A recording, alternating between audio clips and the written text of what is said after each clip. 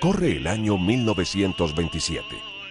Mientras en Hollywood se estrena la primera película sonora titulada The Jazz Singer, y en Colombia se amplía la red de ferrocarriles nacionales, en una población llamada Silvia, al oriente del departamento del Cauca, se presenta un hecho singular. Una turba exaltada recorre las calles polvorientas del pueblo.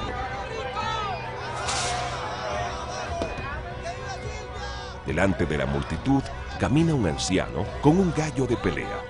La muchedumbre avanza hacia la plaza de mercado.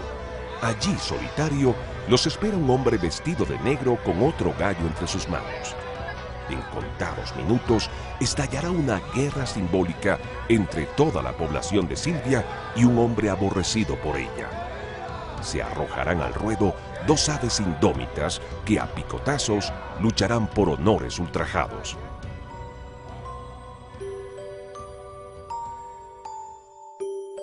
En el Cauca, las plazas de mercado siempre han ocupado un lugar protagónico en la historia. Los ecos del pasado recorren sus paredes. Allí se escuchan los gritos de las peleas de gallos. Los cantos de las míticas obras de zarzuela española representadas entre aromas de eucalipto y guayabas frescas. Y las voces de los gitanos hablando en un idioma desconocido y embrujado como si hubieran desembarcado de un sueño remoto.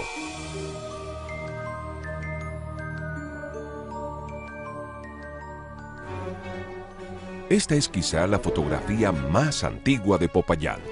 Se tomó desde un balcón donde agonizaba el siglo XIX. Es la plaza de mercado ubicada donde hoy está el Parque Caldas.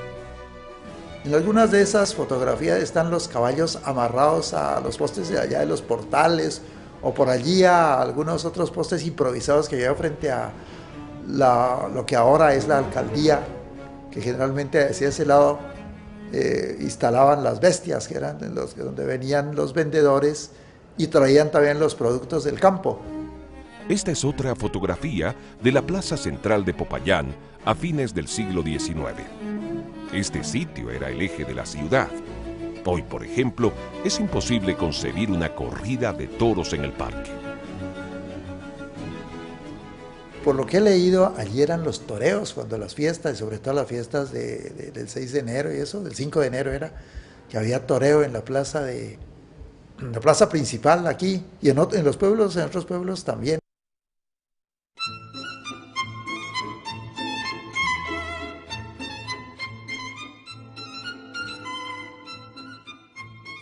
A finales del siglo XIX, un ciudadano prestante de Popayán le propuso al alcalde la construcción de un edificio de galerías para el mercado popular. Don Ignacio Muñoz Córdoba, el gestor de la obra, tenía en su haber una de las fortunas más grandes de Colombia. Tan solo 4 décadas atrás había nacido en un humilde hogar de campesinos en las afueras de la ciudad. Don Ignacio Muñoz se enriqueció a través del comercio y la contratación con el Estado. Ejecutó proyectos a gran escala como la red de telégrafos nacionales, la carretera Barbacoas-Tumaco y las obras del ferrocarril del Pacífico.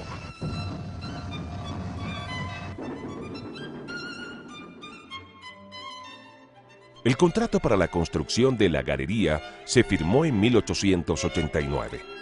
Ese mismo año se seleccionó la huerta del convento de la Encarnación como el lugar donde se levantaría la obra. El 20 de julio de 1893, un día que se celebraba la independencia, se inauguró por primera vez al público el edificio de la galería.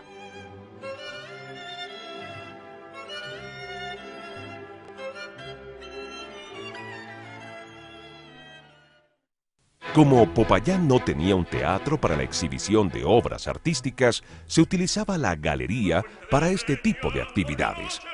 Las crónicas históricas reseñan que allí se presentaron piezas de zarzuela española al son de guitarras, violines, coros y danzas hipnóticas.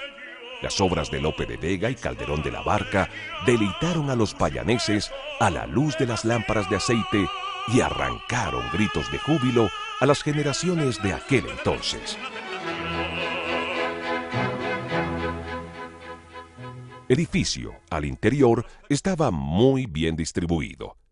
La galería de Popayán, que es donde está el Teatro Anarcos hoy día, o centro comercial, era toda esa manzana completa, si así se le puede llamar. Tenía 4 puertas, no habían ventanas, sino unas hojadas grandes, redondas, que me imagino que era para el aire. Tenía 4 patios abiertos, ¿no? Los 4 patios estaban totalmente cuadrados, yo me acuerdo muy bien de eso. A mediados del siglo XX, un grupo de familias extranjeras llegó a Popayán. Se trataba de inmigrantes judíos y libaneses que encontraron brazos abiertos en la ciudad. Allí eran los famosos almacenes de las telas, de todas las cosas. Y allí había gente de Popayán y había también venidos de otras partes, pero fueron famosos, se llamaban los turcos, pero aquí se llamaban los turcos y en otras partes también, porque en Cali también se decían los turcos, aunque la mayor parte no eran turcos, sino que eran judíos y libaneses, que son de la misma raza. Recuerdo un nombre que mencionaban los mayores, don Aarón Dayan, ¿no? Judíos que vinieron también a establecerse a estos negocios y que se quedaron porque se ganaron el corazón de la gente. En las casas vecinas a la plaza de mercado, el comercio entretejía posibilidades infinitas. Sobre la calle Séptima, detrás de las paredes de una casona que parecía derrumbarse, se escuchaban gritos y puñetazos, conteo de números y quijadas rotas. Allí se celebraban veladas boxísticas al calor de la noche y las cervezas. Cobraban la entrada y entraban a ver el espectáculo. Quienes nos gustaba el boxeo, pues íbamos a ver boxeo. Los que les gustaba la música iban a escuchar cantantes que venían de las poblaciones vecinas.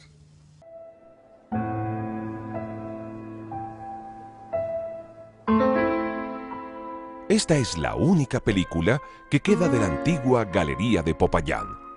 Fue grabada por Andrew Hunter Whiteford en los años 50. En estos preciosos segundos, arrancados al tiempo por la magia del celuloide, podemos admirar un lugar que ya no existe.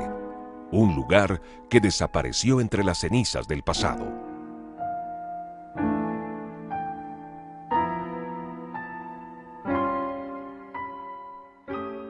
Don Ignacio Muñoz, el hombre que construyó la primera galería de Popayán, murió en 1935. Fue uno de los caucanos más influyentes de su época. Desde el año 1878 hasta 1935, unos meses antes de su fallecimiento, don Ignacio Muñoz Córdoba firma un poco más de 4.000 escrituras de compra y venta. Don Ignacio Muñoz asimismo intervino en la construcción de la vía férrea Buenaventura-Popayán. Tras su muerte, nadie imaginó que sus obras también perecerían con el tiempo. Los ferrocarriles se convirtieron en recuerdos. La red de telégrafos fue devorada por el progreso. También le llegaría su turno a la Galería de Popayán. En los años 60 se habló de demoliciones y nuevos proyectos. En 1968, el alcalde Álvaro Caicedo inauguró 3 nuevas galerías en la ciudad, una en el barrio Bolívar, otra en La Esmeralda y la última en el sector de Alfonso López. Los días de la antigua plaza de mercado habían llegado a su fin. Fue demolida para dar paso a un centro comercial.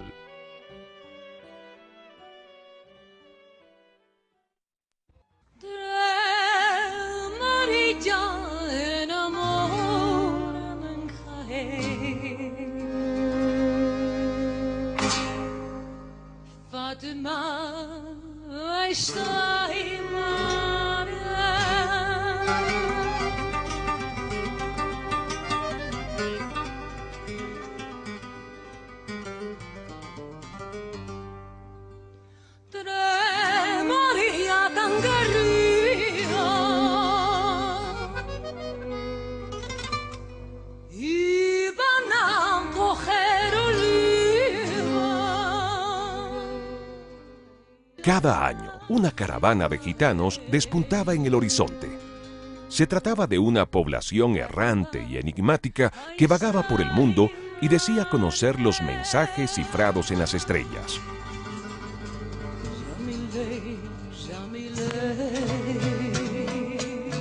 noches, mientras dormíamos, se escuchaban a lo lejos sus guitarras encantadas, el relinchar de sus caballos engañosos, las voces embrujadas cantando en un idioma que no comprendíamos. En la lejanía brillaba el fuego hipnótico de sus ceremonias y se recortaban las siluetas de los bailes prohibidos. Ellos eran familias, venían hasta unas 8 o 10 familias, que yo recuerdo. Yo estaba muy muchacho y hacían unas toldas inmensas y hacían sus fiestas y nosotros muchachos éramos felices viendo a los gitanos bailando y tocando violín y guitarra y todas estas cosas. Era interesante el folclore de ellos, ¿no?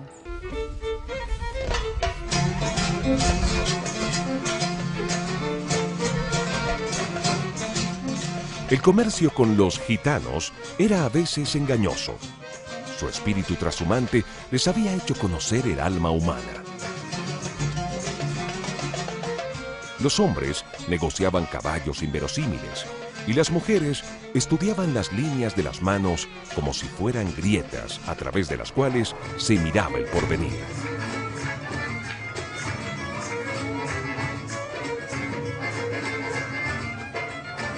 Un día de agosto, a finales de los años 70, los gitanos levantaron sus carpas y se marcharon para nunca más volver.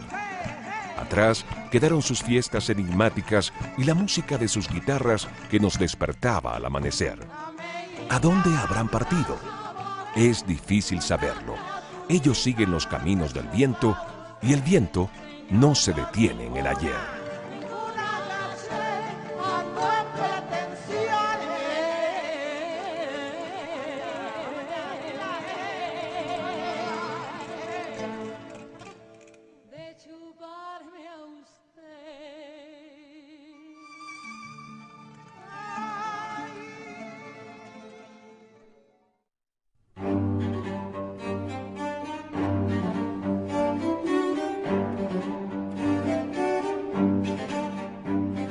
Esta imagen data de 1910. Fue tomada por un vendedor de cámaras fotográficas que, más que un testimonio de la época, buscaba demostrar ante un cliente la bondad de su producto. Una mañana de mercado en Santander de Quilichao. Esta fotografía es una ventana fugaz hacia el pasado. Algunos pintores caucanos han reproducido en sus obras las antiguas plazas de mercado. Estos lienzos corresponden a Santander de Quilichao, campesinos descalzos, calles polvorientas, caballos cargados con alimentos y perros vagabundos, luces y sombras.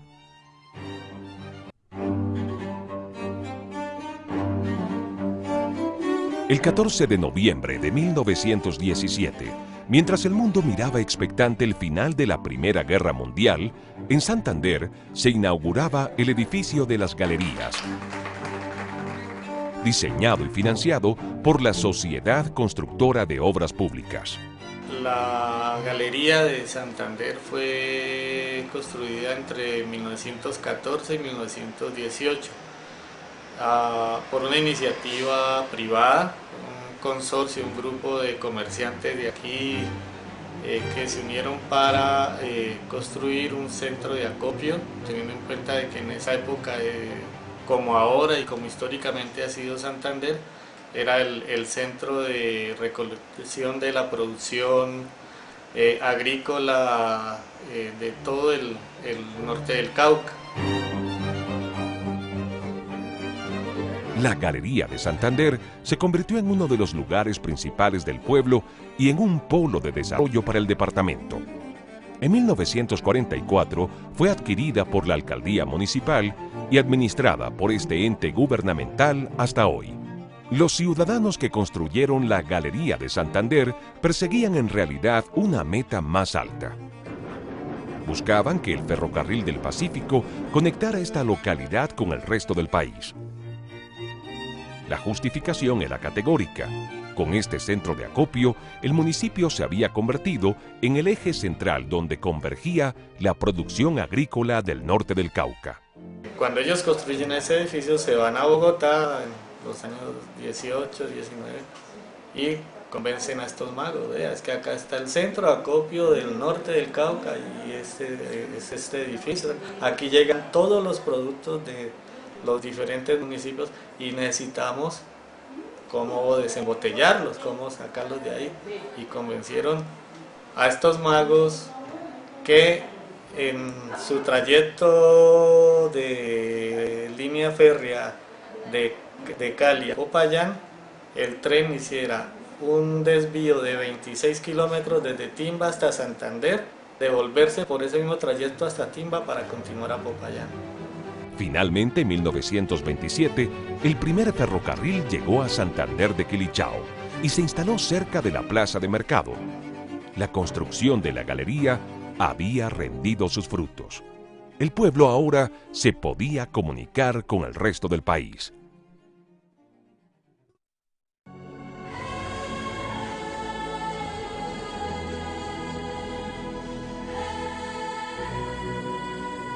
En las plazas de mercado del Cauca brillan por su olor, color y sabor las comidas típicas de la región.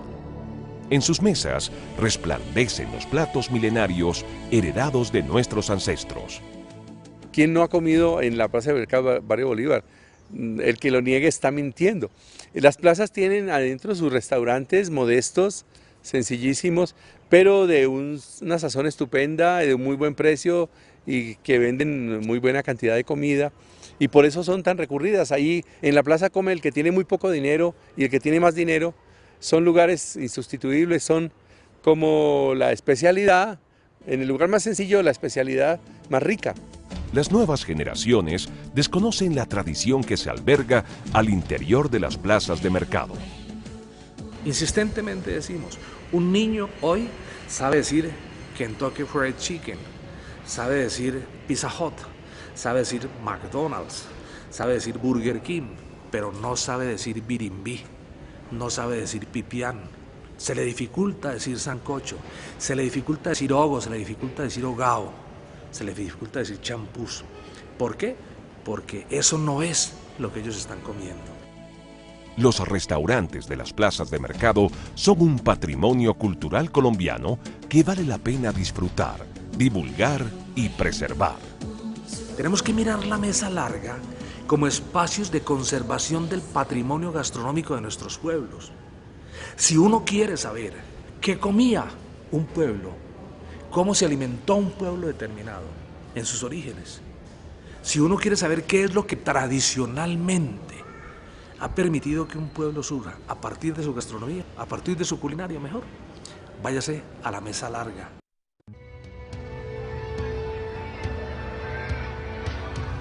Regresamos ahora al inicio de este documental. Como habíamos referido, en 1927 se presentó un desafío sin precedentes en la población de Silvia. Una muchedumbre se dirigía entre gritos y pólvora a la galería del pueblo, donde se enfrentarían dos gallos. Uno sufragado con las apuestas de todo el pueblo y el otro con el dinero de un solo hombre. Este desafío singular se había gestado desde muchos meses atrás. Decía mi papá que aquí había un señor que llamaba don Pacho Fernández, que tenía gallos. Don Francisco Fernández era un acaudalado ciudadano de Silvia cegado por una pasión, el juego de gallos. En sus corrales se albergaban las mejores aves de pelea del pueblo.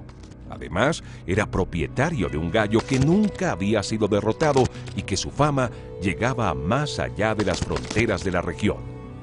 Al final, un hombre decidió enfrentarlo a pesar de que el precio de la apuesta era muy alto. Y es que había venido un señor de Morales a comprar bestias. Que digo, hombre, yo tengo el contendor de ese gallo. Tengo 5 gallos de esa clase que cualesquiera sirve para eso. Vayan y lo traen. Yo voy la mitad, dijo el señor. Y la otra mitad la recogen. Y otro señor que había venido también del Huila a comprar bestias, así, que dijo, pues yo también les doy. Poco a poco, todo el pueblo se involucró en la pelea. Cada habitante echó mano de sus ahorros. Las apuestas subían y subían, y don Francisco, indiferente y sin aliados, también elevaba las suyas.